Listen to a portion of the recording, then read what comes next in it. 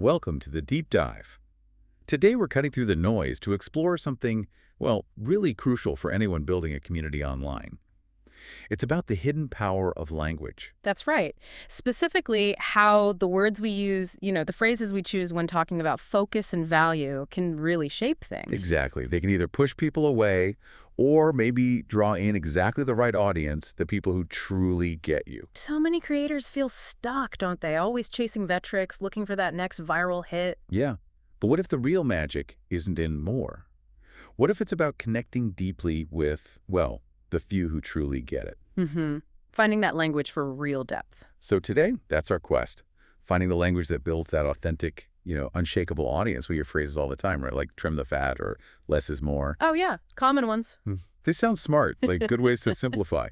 But while they're okay starting points, just applying them without thinking, especially to audience building, It can backfire. yeah, it can actually harm your connection. So let's dig into why they might not be quite enough for building real depth. That's a great way to put it. Trim the fat, for instance.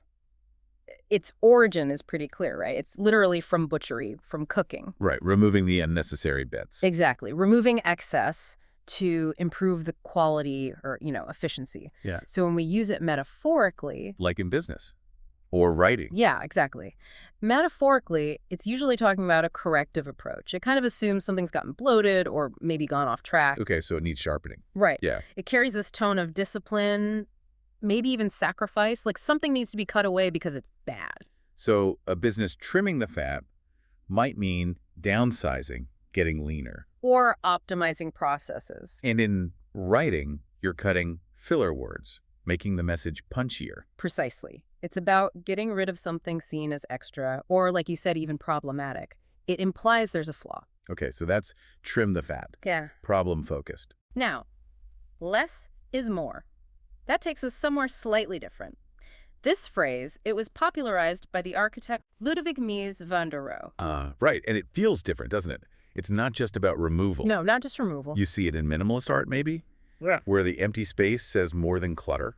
Exactly. Or in fashion understatement as elegance. Or even in a speech, sometimes fewer words hit harder. Spot on. The emphasis here is that simplicity itself, not complexity, can lead to greater impact or beauty or effectiveness. So psychologically, what's the difference? Well, less is more feels more philosophical. It's proactive. It's this belief that absence, the lack of something, can actually create value. Like a celebration of restraint. Yeah, restraint, elegance, focus. It's choosing simplicity because it adds something, not just because something negative needs removing. Okay, so both phrases kind of reject the idea that more is always better. Definitely. They're both reactions against excess information overload, clutter, you name it. And they both value efficiency, clarity.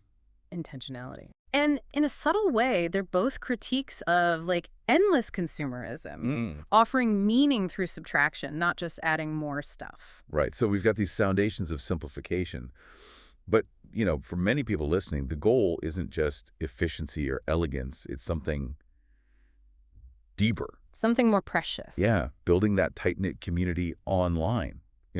Think like wanting a small group of really close friends, not just loads of acquaintances. Okay, I get that. Especially for content that isn't really meant for the masses, but for those few who really resonate with it. How do we shift our language to truly reflect that kind of ambition? See, that reframes the goal completely. It moves beyond just general simplicity. Towards Intentional exclusivity, prioritizing depth over breadth, valuing the quality of connection way more than the quantity of reach. finding your people, the ones who actually get it. Exactly. So if trim the fat and less is more don't quite capture that specific vibe what the phrases do, we looked at a few that seem, closer. Right. What did you find? Well, first, there's the obvious one. Quality over quantity. Pretty clear. Straightforward. Communicates a desire for depth, not just chasing numbers. Then there's one I like. The right people will stay. Ooh, that implies a kind of natural filtering, doesn't it? Yeah, it trusts your content to do the work. It signals intentionally that maybe this isn't for everyone. Okay, what else? And here's one that's a bit edgier. It's a biblical proverb. Don't cast pearls before swine. Ah, yes. Meaning don't waste valuable things. Like your unique insights, maybe? on people who just won't appreciate them. It's definitely exclusive. It signals your audience is like discerning. Very specific, and maybe a bit sharp for some contexts. Could be. Another one is a niche of substance. I like that. It highlights that smaller doesn't mean lesser. Right. It means richer, more meaningful. It really implies depth. Did one. And finally, there's just the bold declaration. This isn't for everyone, and that's the point. Just owning it. Yeah. You're not just okay with not having mass appeal. You actually celebrate it. Okay, so we have a few contenders. Among all those, though, for what you're describing, that discerning audience, each connection matters. Content isn't diluted. Which one fits best? For me, I think the fewer, the truer really hits the nail on the head. The fewer, the truer. Why that one specifically? Well, it's punchy, for one, memorable. Sounds almost like an old proverb itself. True. It conveys exclusivity, suggesting fewer isn't a weakness. It's actually a refinement. It values authenticity, implying those who stay are the real ones. Yeah, it totally encapsulates that feeling of, look, I'd rather have a handful of people who really get it than a huge crowd who doesn't. Exactly, that spirit. The fewer, the truer. Okay, that really shifts things. And it leads to thinking about a powerful framing, like for a creative identity, especially online. I was playing this idea. Go on. Something like, I'm not here to go viral. I'm here to build a vault, not a funnel. Ooh, vault versus funnel. I like that. Each subscriber is a handshake, not just a transaction. This is a corner of the internet for people craving substance over spectacle. If that's not you, well, scroll on. Can you unpack that vault versus funnel distinction a bit more? Absolutely. It's a brilliant metaphor. Think about a typical marketing funnel, right? You cast this wide net. Trying to catch everyone. Exactly. Yeah. Pushing as many people as possible through some process, a sale, a sign up, whatever. The goal is sheer volume. Right. Numbers game. But a vault is about curating something precious, protecting it. Like your community, your ideas. Yes. Your unique insights, the trust you build. It's all about depth, genuine relationships, not just moving numbers around. It really speaks to intentionality. That's a really sharp and, frankly, incredibly important distinction because you're right, phrases like the fewer, the truer, they can sound amazing. But there's a flip side. Absolutely. They can also sound, well, kind of cultish or conspiratorial, elitist even.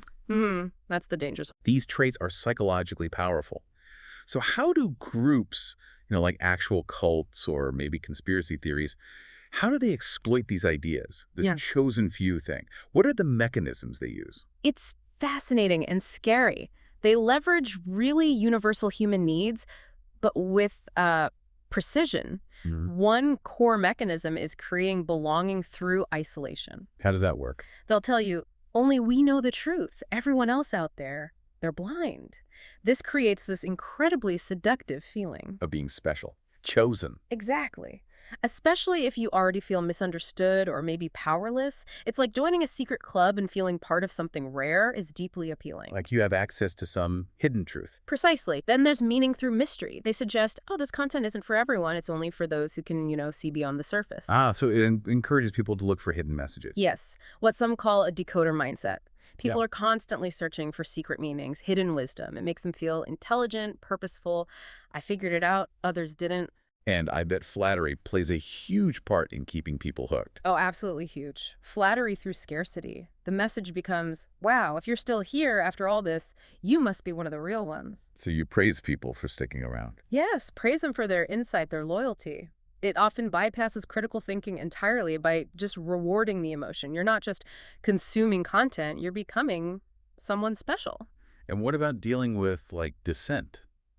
Or anyone who questions the group? That's where control through doubt kicks in. The narrative shifts to anyone who questions this, they're probably part of the system, or maybe they're just scared of the truth. So it makes people afraid to criticize or even listen to outsiders. Exactly. Dissent becomes betrayal. It completely flips skepticism on its head.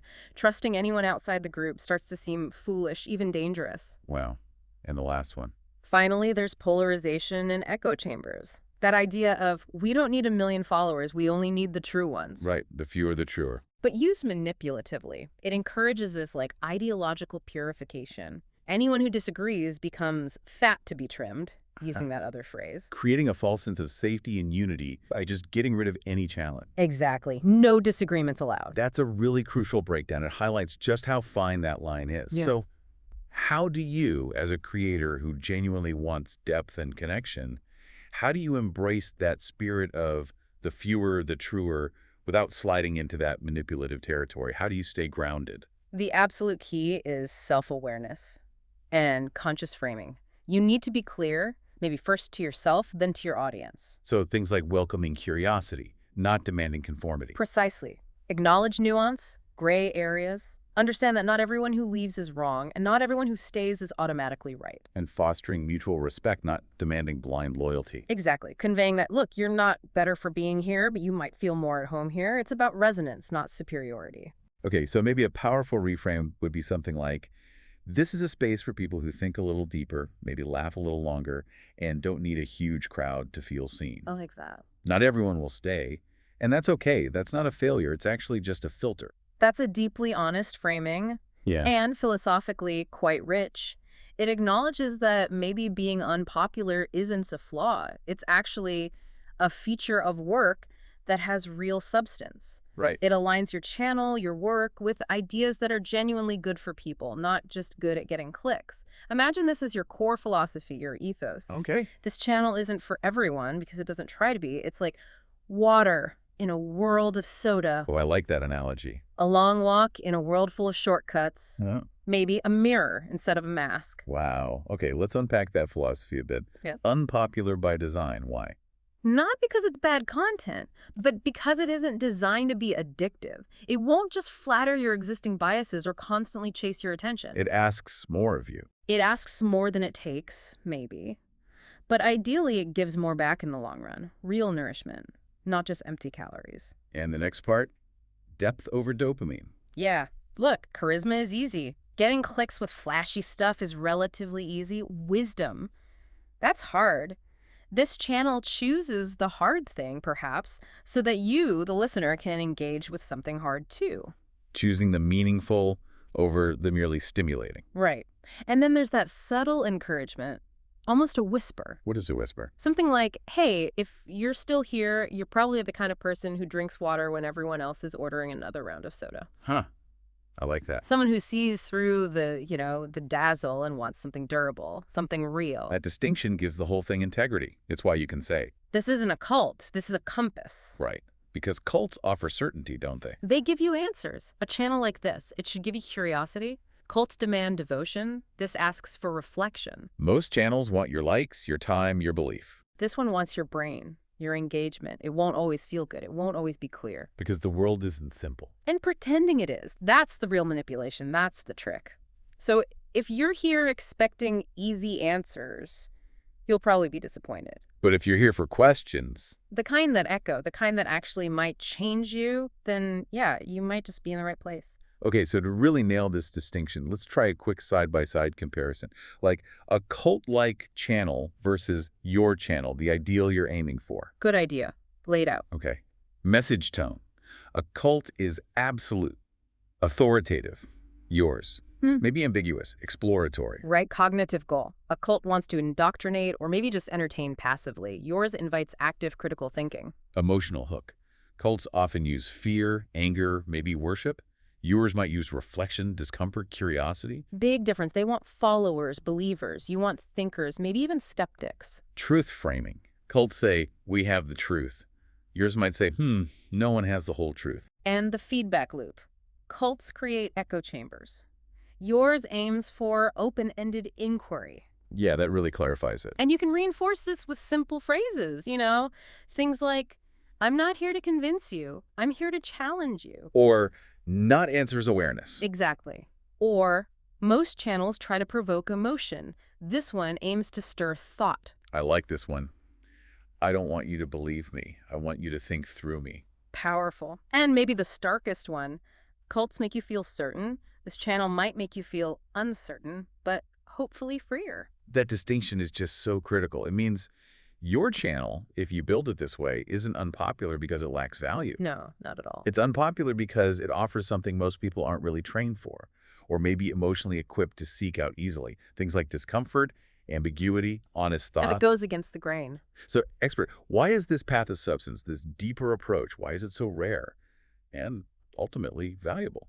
Well, I'd say it's unpopular precisely because it's strong. Yeah. And strength, real strength, can be intimidating. Intimidating. How so? There are maybe 5 core reasons why embracing this kind of discomfort and deeper thought is just rare. First, frankly, we're conditioned for certainty, not curiosity. You mean from school, social media? Yeah, modern life in general. It rewards quick answers, confident pronouncements, not necessarily nuance or doubt. Most of us, if we're honest, would rather feel right than actually wrestle with a complex truth. And ambiguity itself just feels uncomfortable, like almost unsafe. It absolutely does. Our brains crave patterns, closure. It's mentally stressful to just stay in that open-ended It reflection. rattles you. It rattles your ego, your identity, your whole worldview sometimes. Critical thinking isn't just some abstract intellectual exercise. It can feel personally risky. It forces you to confront contradictions, maybe even hypocrisy within yourself. Okay, that makes sense. Then there's our whole entertainment culture, which seems to train us for passivity. Spot on. Think about the platforms TikTok, YouTube, Netflix, Instagram. They thrive on delivering dopamine hits, not fostering deep dialogue. Fast gratification over slow questions. Exactly. Viewers are trained to expect quick fixes, easy answers, constant stimulation. A channel aiming for depth. It's kind of anti-algorithm in that sense. It doesn't offer pure escapism. Sometimes it offers, well, confrontation. And let's face it, who really wants to feel uncomfortable? Comfort is pretty addictive. Indeed. People spend their lives designing routines and habits to avoid pain, complexity, vulnerability. And your channel, this approach, kind of says, hey, let's actually sit with it. Let's look directly at the thing you've maybe been dodging. That's not exactly typical marketing advice. It's not. It's almost a spiritual ask, in a way. It's definitely not for the faint of heart. And finally, you mentioned wisdom itself feels like a niche desire. Yeah, it's a bit sad, isn't it? Charisma is magnetic, instantly appealing. Wisdom is slow, often quiet. Sensation sells. Self-awareness doesn't usually go viral. My profound insights aren't getting me TikTok famous, that's for sure. Probably not. Most people, I think, want to be seen as deep, but maybe don't actually want to do the often difficult inner work it takes to get there. Real growth, it's often unsexy, it can be lonely, sometimes it's even humiliating. But the ones who crave it. The ones who genuinely crave it, they're rare. And they are worth everything to connect with. So it circles back. Your channel isn't unpopular because it's weak. It's unpopular because it's strong. And that strength intimidates. Well put. You're not just building a crowd, you're building a mirror. And maybe only the brave stick around long enough to really look into it. That's a powerful image. Which brings us to this fascinating paradox, doesn't it? This idea of the club. What does it truly mean to be part of this, let's call it club, of discerning individuals? Is it actually rare? Is it inherently elitist? And what's the real payoff? Why walk this harder path? These are exactly the kinds of questions that, frankly, only someone already thinking along these lines, someone potentially in this club, would even ask. So what does it mean to be part of it? I think it means you genuinely seek truth over comfort. You learn to embrace uncertainty instead of running from it. You question the story, the narrative, instead of just passively enjoying the ending. More interested in growing than in winning. Exactly. It's not a club like, a country club with membership fees. It's more like a shared posture towards life, a shared willingness to sit in the dark sometimes and just keep your eyes open. Is it actually rare then to find people like that? Yes, I believe so. Incredibly rare. Not because most people can't think deeply, but because, as we said, the world constantly rewards noise, not nuance. Yeah. Real growth is slow, often painful. Reflection doesn't trend. Hot takes do. It's like still water in a city full of noisy fountains. Beautifully put. Yes, like that. Okay, but what about the elitism charge? Eh. Because it can sound that way, can't it? We're the deep thinkers. It absolutely can sound elitist, but only if it's misunderstood or maybe wielded improperly. You're not saying we're better. You're hopefully saying we're choosing to walk a harder, maybe more demanding path. So the intent matters. Hugely. True elitism seeks exclusion purely to feel superior. This club, ideally, seeks discernment in order to feel authentic. Anyone can join, theoretically. The door isn't locked, but most people won't choose to walk through it. Not because they're not invited, but because it's just easier not to. Precisely. It requires effort, vulnerability. And what about the loneliness? Is that real? That idea of loneliness at the peak? Yes, I think there's a kind of solitude involved, but maybe it's not a glorious, look at me on the mountaintop loneliness. It's more the kind of solitude that deep thinkers, monks, mystics, artists have always known. What do you gain from that solitude? Maybe clarity instead of chaos. Freedom from groupthink, from conformity, a quieter mind even when the world around you is screaming. It's not a mountain you climb to be seen by others. It's when you climb to see clearly yourself. Exactly. Okay, so if it's not glorious in a flashy way, if it can be lonely, what's the actual payoff then? Why bother working for this kind of status? Because it's real. Glory fades. Applause stops eventually. Trends shift constantly. But self-honesty, developing actual wisdom, that lasts. That's a different kind of legacy. So it's not the path to fame. Definitely not the path to fame. It's more like the path to freedom. Freedom from delusion, freedom from being easily manipulated emotionally, freedom from constantly needing external validation. You don't do this to be admired by the masses. You do it because. You do it because you reach a point where you just can't lie to yourself anymore. And that honesty, that integrity, that's where the concept of being truer really comes in. Ah, okay. So being truer. It isn't about claiming you own the truth with capital letters then. No, not at all. That would be slipping right back into dogma, maybe even cult territory. It's Right. far less about possessing some definitive objective truth. More about. More about embodying honest self-reflection, living with less illusion, seeing the layers beneath the performance, your own performance included. It's about wrestling with complexity, not constantly seeking escape into oversimplified comfort. Acknowledging your own contradictions, maybe, without collapsing. Yes, exactly that. Truer, in this context, is a direction. It's a vector, not a fixed destination. It means you're consciously heading towards deeper honesty, deeper self-awareness, especially when it's uncomfortable. And crucially, this doesn't mean labeling other people as false, does it? Because that feels like a trap. If truer becomes a weapon to judge others. It instantly becomes false itself. You've hit on a critical point. Most people aren't false on purpose. They're often just shielded. Just shielded by what? By convenience, by cultural norms, by fear, maybe just by the mechanisms they needed for survival. The difference isn't about moral superiority, it's more about posture. They might still be, metaphorically speaking, asleep, shielded by comfort. And waking up can be terrifying. Exactly. Yeah. Not everyone is ready for that intensity, and that's genuinely okay. Truer is primarily a mirror you hold up to yourself, not a judgment you cast on others. So it boils down to, it's not about being right, it's about being willing. Beautifully summarized. Willing to see more, willing to unlearn things, willing to question even your own reflection in that mirror. That willingness is the path.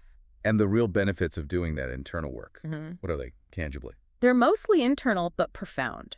Things like mental sovereignty, the ability to genuinely think your own thoughts, not just repeat memes or ideologies, depth perception, seeing through the noise, the trends, the masks people wear, emotional resilience, not breaking down completely when life inevitably doesn't make sense or conform to your expectations. A sense of wonder, maybe? Yes, a sense of wonder that doesn't require having all the answers to find meaning. And finally, perhaps the most valuable, rare, deep connections. When you do meet another person operating from this kind of posture, It's different. it's real, it's deep, it feels timeless. It's not some badge you wear on your lapel. It's a posture you live by. Wow, what a journey we've taken today. This deep dive, it really feels like it's revealed that choosing this path, this fewer the truer approach, it isn't about being exclusive just for the sake of it. No, it's much deeper than that. It's about actively seeking depth, authenticity, and truly profound connection in a world that often seems driven by, well, superficiality. It feels like a call to value substance over spectacle. Absolutely. And maybe a final thought for everyone listening. As you move forward from this conversation, maybe just consider, what does truth really mean to you in your daily life? Are you willing to embrace the discomfort, the uncertainty that comes with genuine inquiry? Or do you find yourself preferring the comfort of easy answers? And think about what unpopular truths, maybe just within yourself, you might be willing to explore. How could that commitment to being, let's say, truer to yourself, shape the community you build or the way you engage with the world?